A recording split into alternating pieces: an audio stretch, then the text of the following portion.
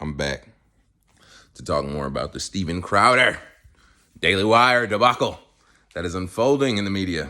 And I think it is hilarious. I'm going to let you know first and foremost, so there's no accusations of me grifting or being an agent. Let's start off here. I'm not a conservative, not a liberal, not a moderate, none of those things. If you want to talk to me about what I am, just ask me. I'll let you know personally. But I say all this to say that I am happy that conservative media is fighting with each other. Let me say it again. I'm happy that conservative media is fighting with each other. After saying that twice, I am now going to say conservative media is more important and useful than liberal media, or the left's media, should I say. But I am happy that they are fighting. I am happy that there is turmoil. I am happy that they are arguing, and I'm happy that they are exposing contracts. I'm happy that they're talking about all of this stuff. I am happy that Steven Crowder has taken it upon himself and sacrificed his personal reputation with friends and in the court of public opinion in order to make a statement. That statement is, if we are going to be free and talking about what we are going to talk about, I'm not talking about conservatives, I'm talking about people who are free speech believers, because that is where the line is drawn now. It is not drawn between liberal and conservative. It's drawn between free speechers and non-free speechers. And it's the gap, or the, I don't even know what you would call it, margin of people who are on the side of the free speechers is increasingly diminishing because of different tactics that are being used to satiate people into positions where their freedoms are being stripped from them and they are none the wiser. And those who are the wiser and complain are looked as outliers and detractors of society and promptly dealt with and removed or silenced. So I am happy that this is making a big splash in the media pool, because not Tim. Every video isn't going to be about Tim. No, I'm just kidding. But no, a big splash in the media pool, because this is what we need. We need friction. We need turmoil. We need destabilization. We need all of this. Break it down. Make people like the Daily Wire lose money for being too corporate and being in bed with the big tech platforms that we're all claiming that we're striking out against, having too much power.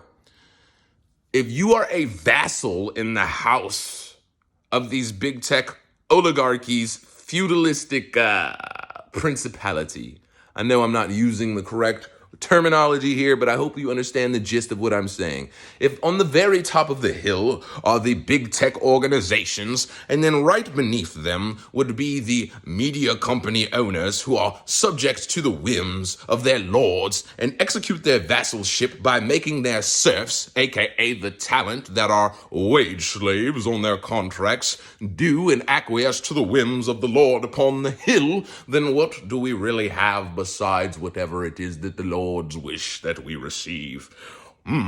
Is this feudalism or is this America? I do not seem to know. Let me check. My fellow Americans, did we sign up for an oligarchy, feudalistic, I don't even know what? I hope that you understand the joke that I'm getting at here. And I understand that I'm being very spastic right now because I'm high energy, but I hope that I'm at least being coherent. My point in all of this is that Steven Crowder has ruffled some feathers. Jeremy Boring has also ruffled some feathers with his response.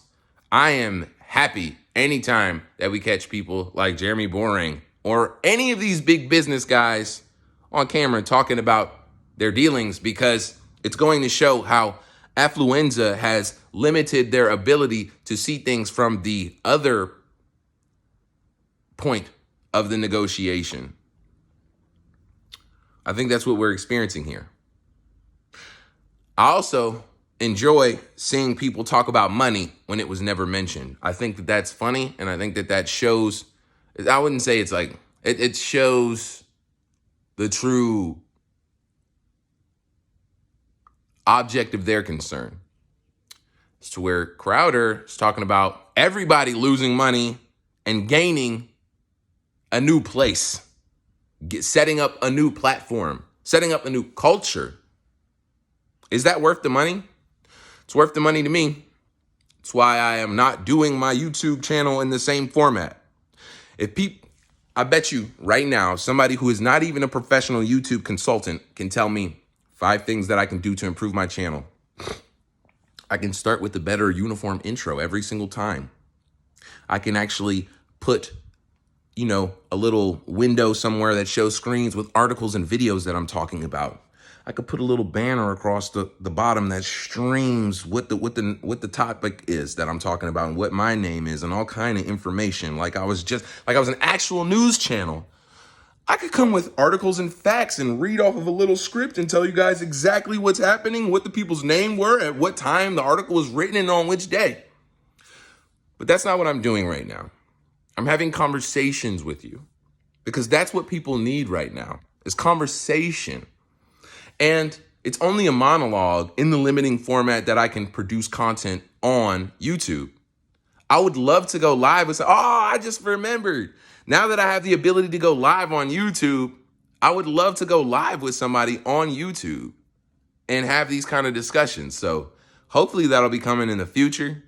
But I'm saying all this to say that I don't do anything on YouTube with the intent to make money because, one, it means that I'm either going to have to build relationships with somebody who will be my benefactor, for lack of a better term. And if that happens naturally, that would be one thing, but that would require a lot of freedom on a lot of freedom for creativity on my end, contractually, because I don't care about making money from this or anything.